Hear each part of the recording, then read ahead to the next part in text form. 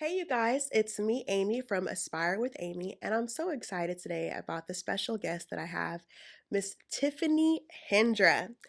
Tiffany Hendra inspires mission driven women from around the world to live their most authentic, healthy, purposeful, and courageous life. She is a wife, TV personality, global empowerment life coach, and creator of the YouTube channel Sanctuary of Style, which has evolved into the Coaching Sanctuary. She is an empowerment coach and she coaches women all around the world. In 2016, Tiffany joined the Bravo Housewives sorority as a season one cast member of The Real Housewives of Dallas. Whether she's coaching, creating content, or speaking on stages, Tiffany is devoted to helping women move from survival mode to thriving. Her ultimate mission is to help women become all that they were created to be. Welcome, Miss Tiffany. What a blessing. It is so great to be here. I am so proud of you. Just watching you right now in your element, shining and fully empowered in the fullness, really the fullness of what God created you to be is such a joy. Such Thank a you. joy. Thanks for having me. Yes. Y'all, I get to brag a little bit because she's actually my real mentor, Mm. like for confidence. And the funny thing is, I've seen her so many years, different speaking engagements. And I remember I reached out to one of my good friends at the time, Ashley. I was like, hey, I'm putting together this vision board Mm. party. And, who do you think would be a great speaker that can really inspire women and motivate them and help them to create a new vision for their life? And she was like, Tiffany Hendra. She's like, I'll Wow. ask her. She's like, Wow. okay. And she's like, well, she told me that she was going to pray about it and get back to me. And she's like, oh my gosh, she said yes. Mm. And I was like, wow. And she's not even going to charge me. Uh, You guys, she spoke at my one of my very first conferences for women, just volunteered. that's right. She We go came way back. way back. That was Like like way, 2015. yeah. That's That was probably while I was in the midst of filming. yes. So Wow. So you 10 years. 10 years. Wow, look at you. I Yes, am so 10 proud of years you've you. been a blessing in my life, Likewise. inspiring women. And that night, of course, she rocked it. Mm. She That was a did. fun night. Yes. I can remember the spoken word girl Yes. was that was Wow. I'm trying to good. find her. Yeah, that was good. Yeah. So she's my real coach. She's been in my life forever. She's inspired me. She helps me to be confident, to be more poised online, to be bold, and to Yes. thrive. So tell me, where did this spark come for you to be able to want to empower women to be thriving in their life? Because I was my first client. So as a disempowered girl that put on a mask of confidence, right, to go to LA to follow your dreams, I modeled in Europe, I modeled all over the world. But inside, I was covering up a lot of trauma and making fear based decisions every single day. My life was based in shame, and I was carrying around a lot of baggage, as many women do, and trying to just bury it down and keep on keeping on. I was a hustler, tried to stay busy. And so in 2002, God finally was like, no, we're going to stop all this. You know, the saying, God will give you kind of like a flick up the ear, two by four over the head until you get it. And I almost OD'd Mm. on a bathroom floor in West Hollywood. Of I was partying a lot, and I was starting to use not just recreational drugs, but just to get through the day to day. I could go and do the TV shows and do my modeling. I don't know how I did the modeling jobs and all of that. But all of that, God stopped it at the perfect time. And I had to surrender and restart life. So that's where it all began, was that I was given a second chance. And when you're given a second chance, it's such a beautiful place, because you can call it rock bottom, you can call it a rebirth, you can call it surrender, some call it a spiritual awakening. It was really all of those things for me. And it was basically God. I think I was reaching out to God. I didn't realize it at the time. And even in your own unique way, if you're praying or you're just starting to have intention of, I know my life should be going in a better direction. I know it should be more fulfilling. I've got the resume. I was with one of the biggest TV hosting agents in LA and working with all the top networks, NBC, ABC, all of that.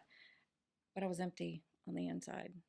So I look at that moment of rebirth as that time to say, okay, everything I've done up until this point has been out of fear and ego and seeking validation, and that ends now. Mm. So to empower yourself is really, first and foremost, it's God. I would not be the woman I am today without God, period, and full stop. But looking at the ways that you give your power away every day. And I did. I gave my power away to my own thoughts. I couldn't control my emotions, mastering your emotions, having a spiritual life, having a more intentional life, purposeful life.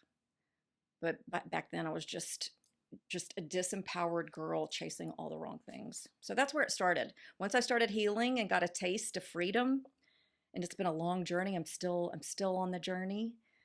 And when you get a little taste of freedom and you get a little taste of the peace that comes with your relationship with God, how can I not pass that on? So it's been a journey of my own empowerment and then wanting to reach back and bring women along with me. Mm. Yeah. That's powerful. Mm. If you could go back and hug that Tiffany before rock bottom and mentor her, what would you have said to her? Oh, you're gonna make me cry. This is so powerful. I have a photo of myself at 8 years old, and I had gone on a trip to Mississippi from Houston with my grandma and grandpa. And they stopped at the border, and I sat on top of the Texas. It was in the shape of Texas. I think now we just have those kind of, you're leaving Texas or you're entering Texas kind of ugly signs. Back then it was this beautiful shape of Texas kind of statue type thing. And I'm barefoot, I'm smiling, I'm posing at 8 years old. I've got little tan legs and cutoffs. And I keep that photo on my desk to remind, that's my true essence. That's my true spirit.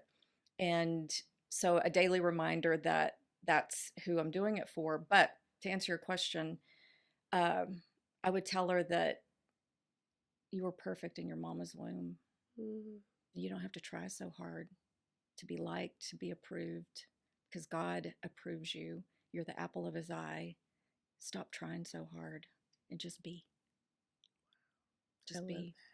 I was in the doing, which most of my coaching partners, they're in that survival mode of I got to do, so that everyone is happy with me, so that I'm successful. It's in the doing. But when you really settle into, which is important, especially when you step into your purpose, or I believe everyone is living, a certain level of being on purpose every day. Being a mom is purposeful. Being a good sister, being a good friend, right? It's not that you have to know the thing to be a to live a purposeful life. Um, but thinking about that, let's say 16-year-old Tiffany, when I was raped and Mm. my whole trajectory of my life changed. Um, and that's when I really kicked in to high gear with the doing, because now I felt shame. I was hiding a secret. I felt used and abused, and I was bullied in school because this guy had told everyone that he had slept with me. So I had to leave the school. So the trauma of all that. So the doing kicked in, the hustle, the validation. And when women settle into how beautiful it is to just be who they are right here, right now. And I know we're always trying to step into our future self. And I know I give that exercise quite often. And it's, am I making decisions from that place? We're no longer making decisions from our past self. Well, sometimes we do. We get pulled back in, we get triggered. But if you can sit here today and be without the accolades, without the likes, how many followers, how many subscribers, and you are totally content and peaceful, and you can appreciate yourself and just be, And it's very hard. It's very difficult for women to do that. So I don't know where I went off on that. It's out of the doing and into the being. And knowing when you're performative, I've been talking about people pleasing a lot.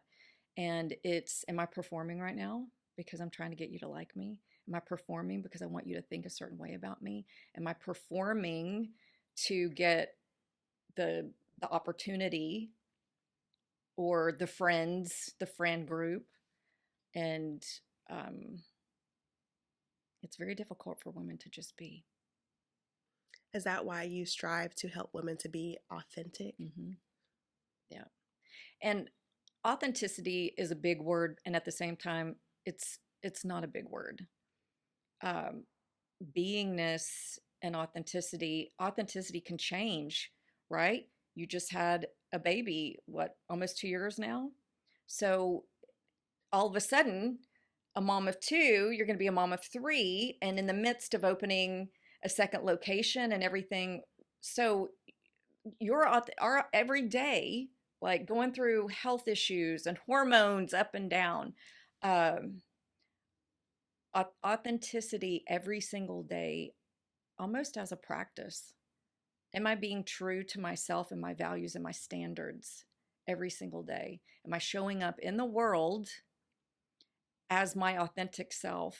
And like I referenced before, wearing masks and being a chameleon.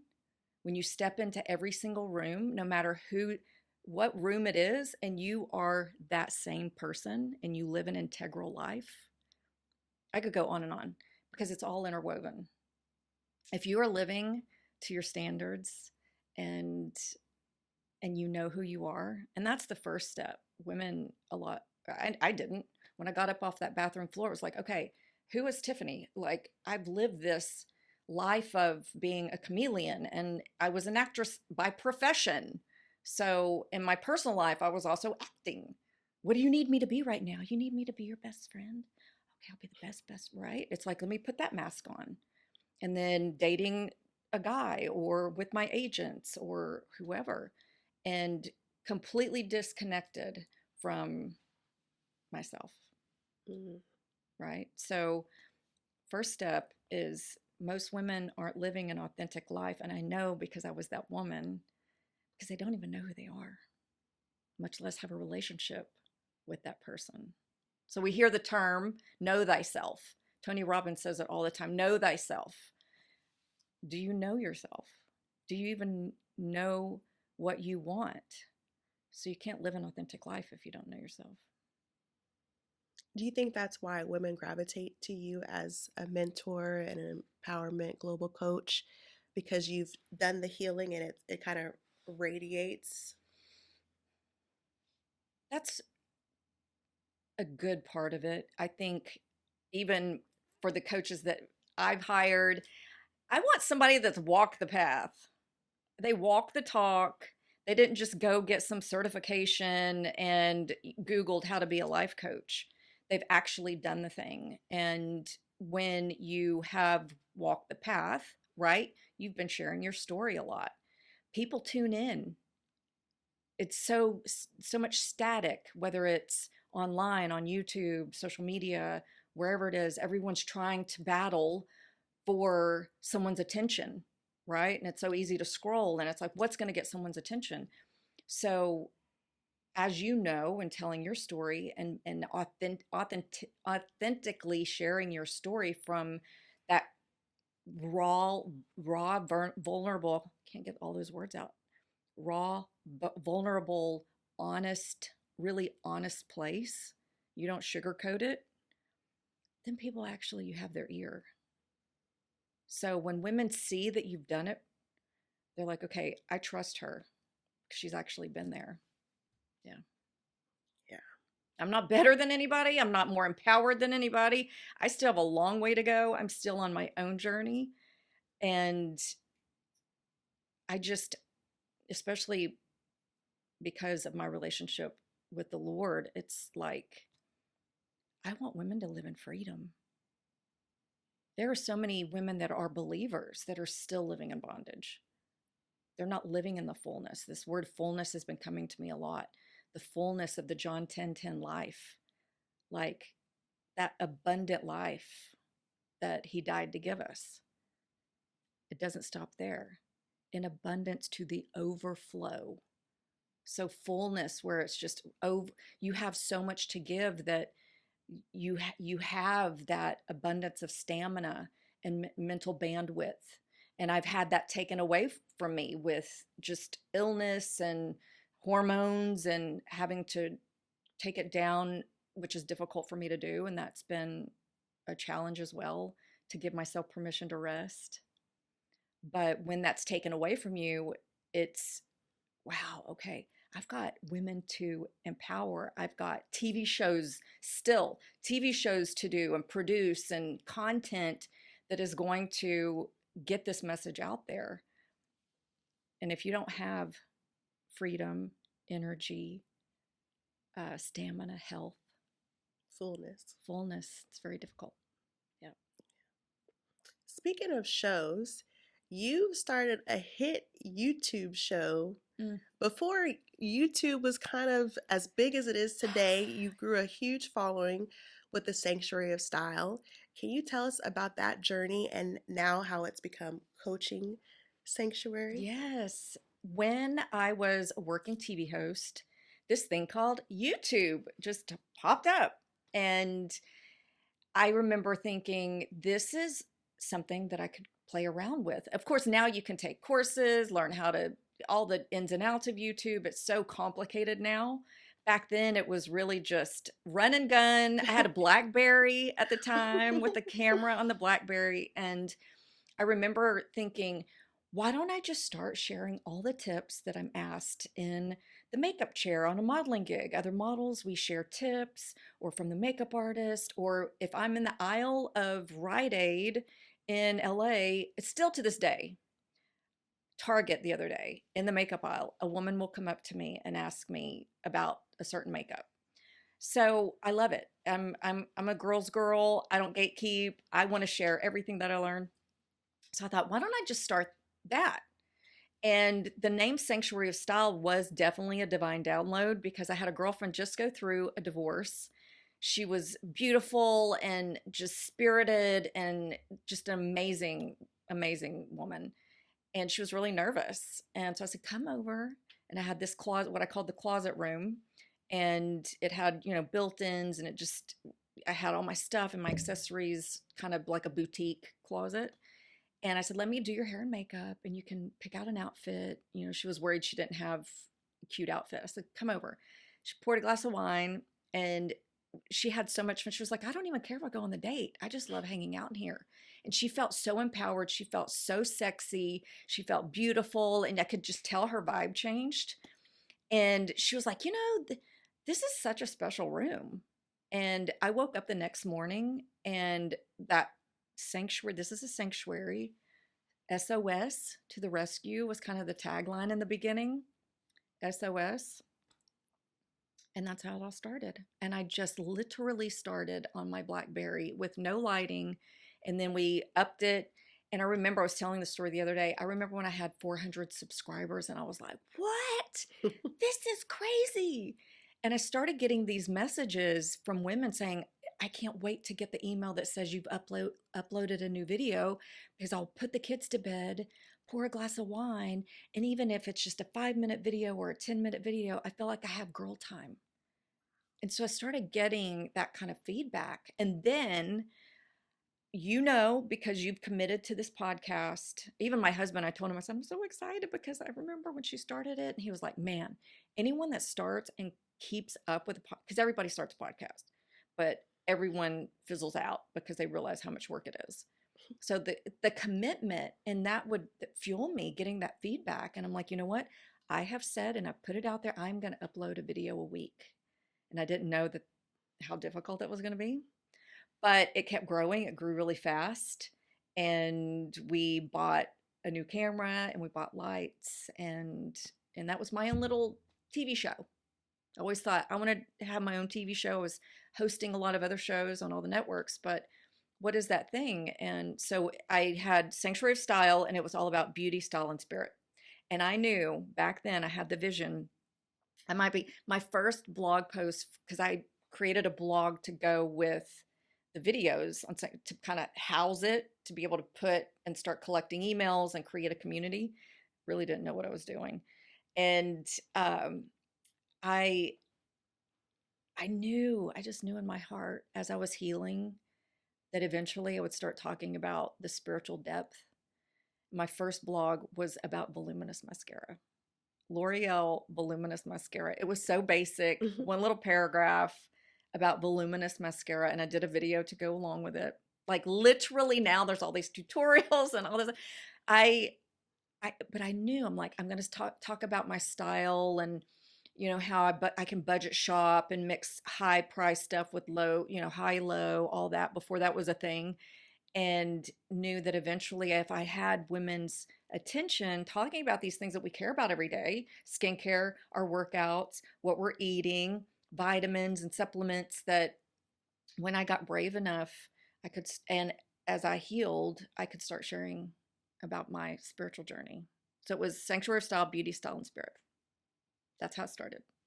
And I wanted to graduate that. I had in 2013, that was about 2010, I started that in 2013, and I'm so glad I found it on like an old file. I lived right there in West Hollywood. I lived around the corner from Lisa Vanderpump's restaurant. So the whole time I was thinking I had different production companies do sizzle reels for me because I wanted to turn Sanctuary of Style into a TV show, into like a woman's talk show slash reality show, and didn't know that God was going to do that in an even bigger way. In 2013, I put one of my goals was get reality show exposure like Bethany Frankel did. So that was You 2013. wrote that out? Oh yeah, I wrote them. I still do. I type and put it in a Word doc. Every year I do my goals. And then the next year we moved to Dallas. And in 6 months I was auditioning. And I was like, okay, I didn't know it was going to be exactly the platform that, in the franchise that Bethany Frankel was on. But that's going back to vision, the power of your vision and intention, and even writing down your goals and aligning with God and his bigger vision. It's going to blow your mind. Yes. Blow your mind. I mean, never in a million years would I have thought we're going to all of a sudden move to Dallas, and then I'm screen testing and bam, bam, bam. And then get the call after we finish filming and they say, oh, they've decided, Andy Cohen and Bravo has decided y'all are Real Housewives of Dallas. I'm like, what? I put that in my goals a year and a half ago. Isn't that crazy? That is Crazy town. amazing. Crazy town. Like you said, that lets you know how God does listen to our Mm-hmm. prayers, and nothing is too small. No, dream bigger, think Yeah. bigger. I mean, ladies, gentlemen, whoever's, when you, when I ask women this in session, and they sometimes I'm the first person they ever actually say it out loud to. They haven't even said it to their husband. If I say, if I put a gun to your head, what is your biggest dream in your heart of hearts that you see yourself? It's a glimmer, a glimmer of, I can see myself on stage. I can see myself writing a book. I can see myself as an actress, or whatever it is, a high-powered attorney, whatever it is. Like, if I put a gun to your head, what is that thing that you are not giving yourself permission to actually go for?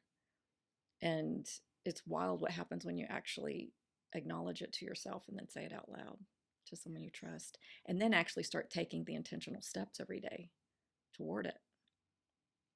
So did you take steps to how did the Well, Real that's what the Housewives of Sanctuary of Dallas? Style was. Okay, I doing your had own wanted to platform. do a show, Yeah. right? So Mhm. when I was TV host, hit rock bottom, and then I'm like, okay, I'm getting these paychecks, I'm making great money on these big networks, but I mean, Beat the Geeks, all these shows, Spy TV, all these things that I'd done, it wasn't from my essence and how I could serve, right? My talent is serving people, making them laugh or whatever. But once I hit rock bottom and I got a restart, it was like, how could I? And I didn't even know. I didn't even know what words to put behind it. I did vision boards and I could see, I was a visionary, but I think fear, but when you hit rock bottom and then you're like, okay, what am I going to do with my life? How am I going to feel more fulfilled? The paycheck is great, but that's not, people know my name, people back in Texas, people back home, they're like, oh, she's on TV. It's not rewarding. It's not fulfilling. Everybody's chasing, what is it? Money and fame. It's not real. It's not real if you aren't serving from that place and using the gifts and talents that God gave you. It was a talent, right? It was a talent I had honed. I actually just studied this recently just because so many of my clients are like, my gifts, what are my spiritual gifts?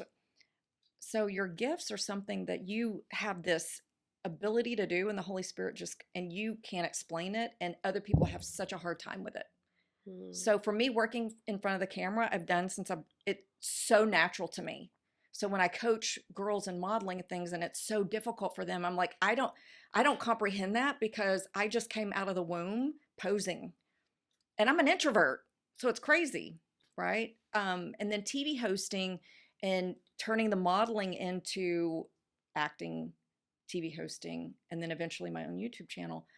That's a talent that you have to work at and develop, right?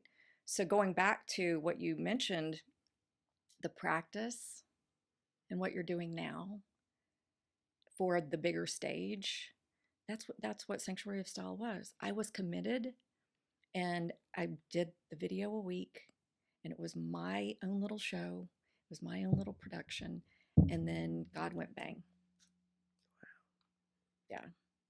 Is anybody else inspired? I'm like about to go home and write some bigger prayers, and you're very specific. I think a lot of people miss that. You said reality TV exposure like Mhm. Bethany Frankel. Yeah. So that's that's That's very very clear, specific. very Yeah. specific. You I could didn't have even just realize that. You're right. yeah. Yeah. So ladies and gentlemen, be very clear with your intentions, be Mm-hmm. very specific. And I love how she said she wrote it out. Mm-hmm. There's power behind Yes. writing it out and seeing it every day. Yeah. And And then, you and I are visionaries. And mhm, so vision boards, people think, and I did a vision board workshop in December, people think, and a lot of women that did the workshop, at the end of it, I got so many really long messages saying, they think it's a craft project. They think it's just, let me pull some cool pictures and throw it up there. But when you align with God, yeah, get rid of the fear, the small fear-based thinking, and really align with God in the big thing, and yes. then you put images behind it, you better hold on to your Spanx, because like you are like, hold on, because God's going to blow your mind. I love how you said Spanx too, because she shares a similar story. Sarah Blake? Yes, I did her. Have you seen her masterclass No. on Masterclass, the Mm-mm. platform? It's so good. So good. Yeah. Okay. Okay. So, with you mentioning Real Housewives of Dallas, I'm Hmm. sure that was quite an experience for you having such high exposure Yeah. to everyone, and then some. How did that affect you and your healing journey? That was, I want to say, preface with the best thing that had happened in my career because of what I just mentioned, what we just spoke about, the vision, getting Sanctuary of Style exposure. It was amazing. I got to shoot in Carrie Duper's closet a Sanctuary of Style episode. Wow. So I spoke about Sanctuary of Style often. In fact, one of the girlfriends that I filmed with a lot, she was like, "Why do you have to say Sanctuary of Style in almost every scene?" I'm like, "Because it's going to get cut out 80% of the time. So I want to make sure that I'm branding it." Remember, Bethany always talked about skinny girl, skinny girl, skinny girl, So, uh, prefacing with, it was great, but it was also another rock bottom. So, Real Housewives of Dallas, you're on this show. You're still kind of going through your healing journey. Can you Mhm. talk a little bit about that? It was interesting because I had done so much healing. I brought this Australian man of God husband back to Texas with me. And so we had lived in this little cocoon of healing and, not hanging out with my party friends anymore. And so coming back to Dallas, it was like foreign land, foreign land. And quickly started auditioning for Real Housewives and really trying to get my footing in this new city that had changed. I hadn't lived here in, I think, 18 years, something like that.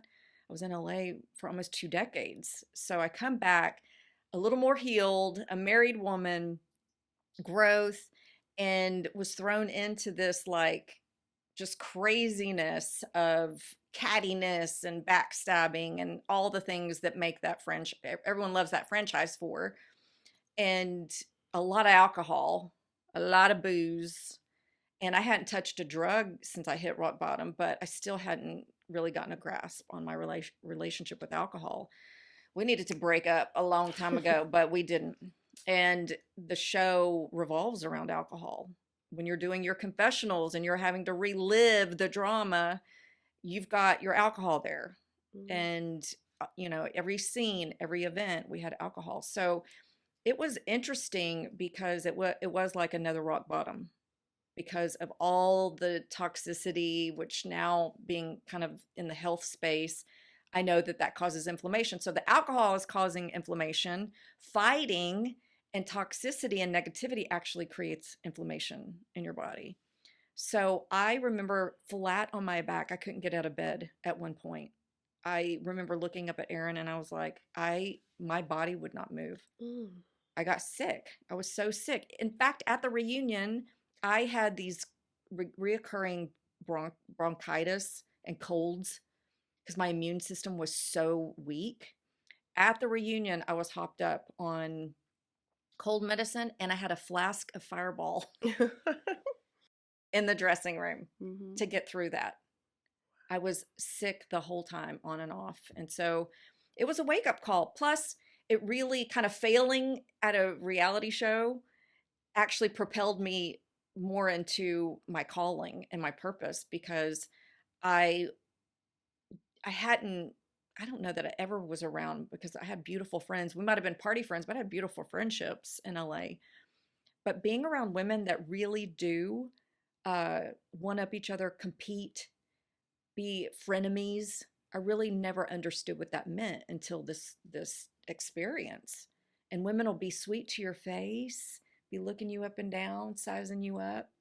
But if they've got an agenda with you or you have something they need, it's just this culture that I wasn't used to. And so that really propelled me into okay, women are dealing with this. I didn't realize women are dealing with this in their friend groups. They're dealing with this at church, in the women's groups at church, the competition, who's holier than thou, who's doing more, who's serving more at church.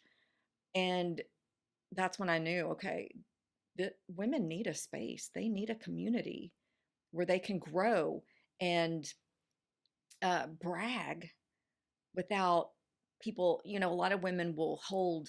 Have you ever felt this where you're like, I'm going to hold back from sharing my accolades because I don't know how you're going to take it, and you don't really trust that person enough to actually celebrate you, so Yes. you hold back. Women need a space to grow, be vulnerable, to let it all hang out, the good, the bad, and the ugly, and celebrate their wins as well. And so I knew that I had to. So the contrast of this culture that was so negative really kind of spotlight. Okay, you know what? This is why I feel so strongly now that I've been on my empowerment journey. Women need real community and sisterhood. And so Sanctuary of Style actually was called the SOS Sisterhood. Hmm. SISTA hood. Yeah. Okay. Yeah. Okay. And so, why is it now called coaching I got sanctuary? I got to the point where it was so interesting, and I'm still in touch on social media with my very first paying client. A woman in New York was just a beautiful part of the community, Sanctuary of Style, watched all the videos. She lived in New York. She reached out to me and she said, you know what? Can I hire you to teach me how to be really positive like you? Because I'm going through a divorce. I have a 2-year-old And I used to be like that, and I can't get back there with what I'm going through. So, and I don't even think, I mean, Tony Robbins coined the term life coach. He was the first real original life coach 40 something years ago. But it wasn't that big like now. It's a $1 billion+ industry now. And she didn't even know the verbiage for, can I hire you to coach me? She just said, can I hire you so that you can teach me how to be like you? Mm. And I was like, what? Because I still considered myself such a hot mess. Someone pay me to be positive like me when I still had so much work to do. But I'm sure what you're learning too is with the mentor women you mentor, you're just a few steps ahead of them. They're Yeah. just right there. They're right on the edge, on the cusp, just a few steps behind you. And so I think that's also going back to your question, why do women reach out? Because they see that I'm still actively doing the work. It's not that I've arrived. Well, let Right. me tell everybody because I'm the guru. In fact, I say that all the time. I'm a guide, not a guru. Um, but that was where it began, where I thought, okay. And I had an old Tony Robbins pamphlet about life coaching on my desk for years. And I always kind of like, and who am I to coach anybody? Who am I to coach anybody? But I was always a natural teacher. But that idea of me, no, I'm too much of a hot mess. There's no way. But Gwen reached out from New York, and it was a beautiful experience. And then once we moved to Dallas, people started asking me, like Ashley. Ashley was my very first mentee, Ashley Brown, and that was a great training ground.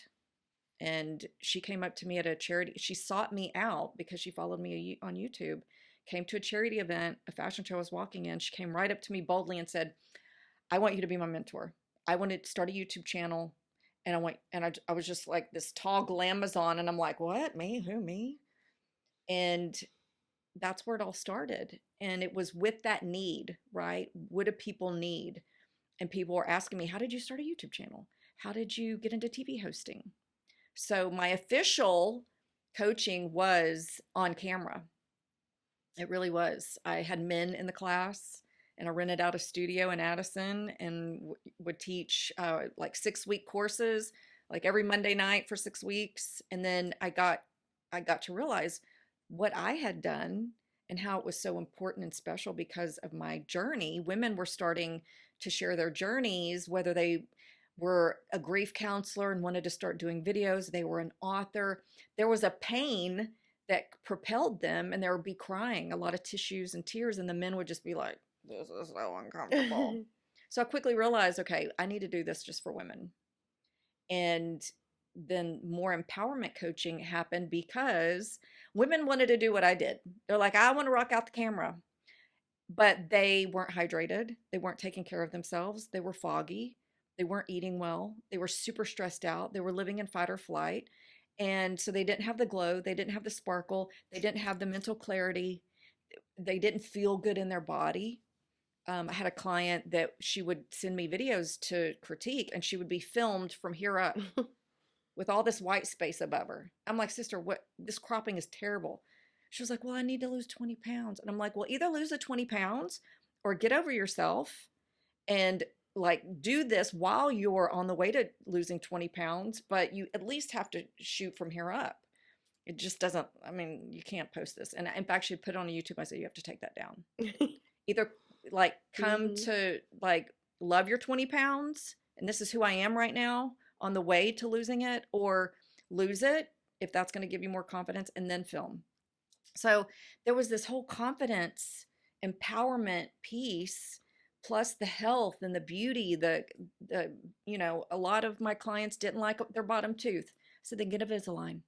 A lot of my clients have gotten Invisalign or whatever it is. I'm like, then either learn to love it and be authentic with it, or do something about it. What is holding you back? Right. So that's how it all started. So the empowerment coaching really, the more I grew and became empowered and healed, um, it kind of all married into one unique form of coaching.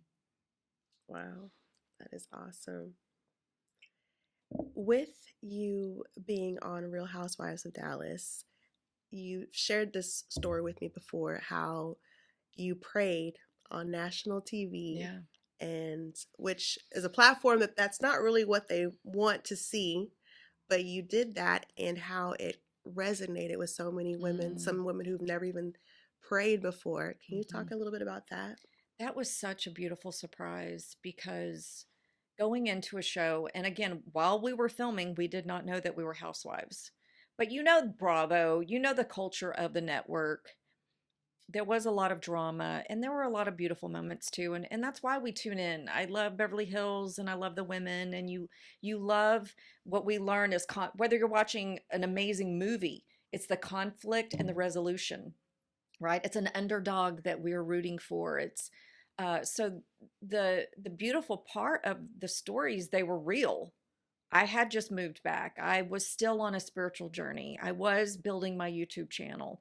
I was getting to learn this really charity driven, like going to 3 charity events in one night was so foreign to me. It was wild. Uh, and there was a moment. So, all that to say, these friendships were real, right? Brandy, Stephanie, Leanne, and I, since I was 16 years old, Leanne and I modeled together in Houston. So that's what I did and still do.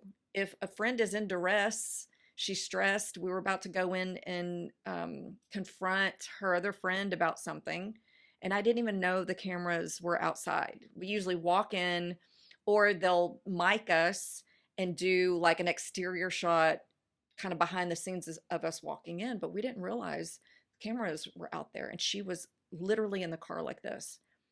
And so I just took her hands to calm her down and get her centered because she literally was about to cry.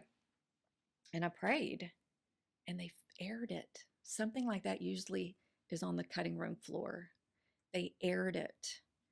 And back, X was called Twitter, and we had to live on Twitter.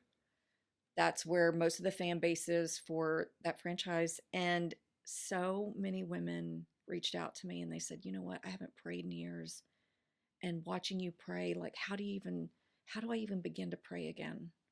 And the one most beautiful was a 24-year-old said, I'm about to turn 25 and I am changing my lifestyle. She had gotten into just an alternative lifestyle, drugs and different things, and she said, for my 25th birthday, I've been praying, and on my 25th birthday, for myself, I'm buying a Bible.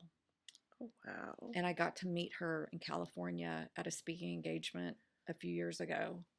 And to me, all is said and done, we think reality shows are drama, and everything that I said about, how difficult it was. I know without a shadow of a doubt that God put me on that platform after years of just having this little spiritual group behind closed doors with a handful of women. Uh, can He trust you with the bigger thing? Mm. Can He trust you with the bigger thing? So that I'm so glad you brought that up because I forget sometimes. Um, we want big platforms, we want the numbers, we want to make change, we want global, all of that stuff, but um, everything that we've talked about, kind of that moment sums that up. Are you being authentic? I was authentic in that moment and I didn't even know the cameras were on me because a friend needed prayer right then. And God was able to use it on a very non-traditional, it wasn't Christian programming, right? It wasn't Yeah. on TBN, right? Yeah. So don't the being in the world but not of it, Mm. right? So I know for a fact that God puts me in spaces that aren't technically faith-based, because I cannot speak about my story without giving him glory. Not to make a rhyme, but Yes. can he trust you with that? So he'll put you in bigger spaces. He'll give you the mic. And I always say that to my speaking clients. You've heard me say it, I'm sure. If God gave you the microphone today to the world, what would you say? Mm. What would you say if God gave you the biggest microphone to the world? The whole world is going to hear you. What would you say? So if you're ashamed of your story, if you, a lot of people still share their story from a place of, I want you to feel sorry for me. And I'm the victim in this situation. But can you share your story from a place of power? And it gives God the glory. You may not even have to say God, but the testimony itself and the transformation and the healing and the freedom, always coming back to freedom. Can people look at your life and say, man, I knew her 10 years ago. I knew her 2 years ago. What is different? Mm, I love it. Yeah. Nick, we have time for a little bit more? Okay. Okay. Let's go. I'm sorry. I switched it out while you were talking because you was Oh, camera was okay. on still. But it still got it. Yeah, her Oh, camera okay. was great. Okay. Hold on. Let me know when you're ready. I'm about to. Okay. So, what advice would you have for women who may be stepping into that platform and having that high visibility? How much time? I mean, we've been talking a lot. Uh, a lot of the things that we've already touched on today is knowing that you have a contribution to make to the world. And I know, and I'm sure you've experienced, we get on panels and we get into rooms that people have a lot more zeros behind their business earnings, or they have MDs and titles and letters behind their name, um, and just New York Times bestseller, all of those different types of things. But own where you are right here, right now. And if I were so tripped up and thinking, oh, well, this other woman that was on this reality show has a New York Times bestseller and she's got 10 million followers and she makes millions of dollars and has, all of this and that and the clothing line and blah, blah, blah. If I compared myself to her, but she's been doing it for 20 years and my business just turned 6 this year, right? I'm like a cat with 10 lives. That would be crazy making. So I look at women like that, and just like the title of your podcast, aspire. I don't get jealous. I'm like, man, I know the hard work that they put in, and they are reaping the benefits. And whatever God has for me, even if it isn't the New York Times bestseller, if it much less zeros, if I'm content and I'm in His will, I'm going to feel fulfilled. I'm going to live in freedom, and I'm going to be happy as pie. And I'm feeling that. Yeah. It's almost like I lived in Beverly Hills. 90210 really was my zip code. But living my life and doing what God needs me to do on assignment and on purpose every single day is so rewarding and so fulfilling. So if you're feeling that nudge, that's why it's called a calling. It's like every day. You don't turn it off 9 to 5. Right. You are entrepreneurship, if it's your calling, you go to bed thinking about it. You wake up in the middle of the night. Can you pay your employees this month? Can you make payroll? What are we going to do about this thing that has to be fixed in the building? Is anyone paying attention to my content? What is my next batch of content? Who cares? My message is important. Is anyone listening? A calling is exactly that. It keeps calling you. Mm. So just keep listening to it and keep putting one foot in front of the other and making sure you are in alignment with God. Because if you are a woman of faith, and I know probably the majority of your listeners are, if you are a woman of faith, being in alignment with God, you are going to feel, not that you aren't going to feel the fear, but that's when you step out of the fear. It's like, I see the fear and I'm courage is doing it afraid. I'm staying in alignment with God. Even if it looks like nothing's going on and from the outside world, it's like, well, her Instagram's not growing. She doesn't have very many views. Oh, she hasn't done this in a while. We haven't seen her, right? That hustle that we got to think, we've got to be visible all the Yeah. time. Yeah. It's so exhausting. But what is God doing with you behind closed doors? Who are you becoming? That's where I get my confidence from now, is that VIP meeting with God every single morning is a non-negotiable, is a non-negotiable.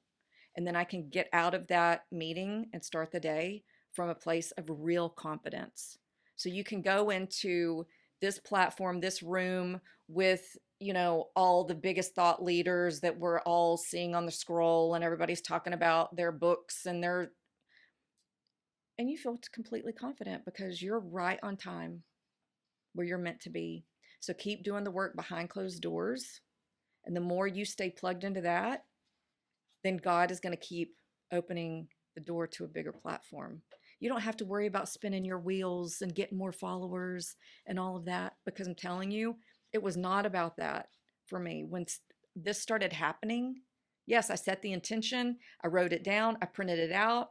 This was my vision for Sanctuary of Style, to get reality show exposure. Yes, set the goals. I call them soul goals, because when they're aligned with God, and keep putting in the work every single day. But what I say is stay in your higher power, stay plugged into God, get out of hustle. Mm. It doesn't mean you don't work hard, but I think women spin their wheels to keep up with, she's posting this and she's doing that and she's got speaking and then she's doing, and it's like, Yeah, it loses the purpose. yeah, yeah. I mean, I could go on and on with advice, but really that's the only advice, is if God drops that desire in your heart, what do we have to do? Delight ourselves in Him. Yes. That's our number one goal. So, Miss Tiffany, Mm-hmm. what legacy do you hope to leave with your empowerment coaching and your platform? Wow, that's a big question. The first thing that's coming to my spirit is that I didn't waste a thing. And as I mentioned earlier, I've been researching more just to help my coaching partners understand the difference between God-given gifts and our talents, is that I used every bit of what God gave me. I used the good, the bad, the ugly, the mountaintops, the valleys, the light moments, the darkness, the pain, the abuse, the trauma, and also the amazing, beautiful miracles and blessings and fullness. I used it all. And I, I think so many women cap themselves for fear of what other people. No, a lot of women cap themselves in their potential because they're giving their power away to what other people think. So becoming a God pleaser instead of a people pleaser, and not wasting a thing that God gave me, and empowering other women, being an example, a true leader, right? Building up other leaders and women that would do the same thing, using all their gifts and talents. Wow, I love that. I don't know about y'all, but I am fired up. I'm fired up. I needed to have this conversation too, so thank you. Yeah, thank you.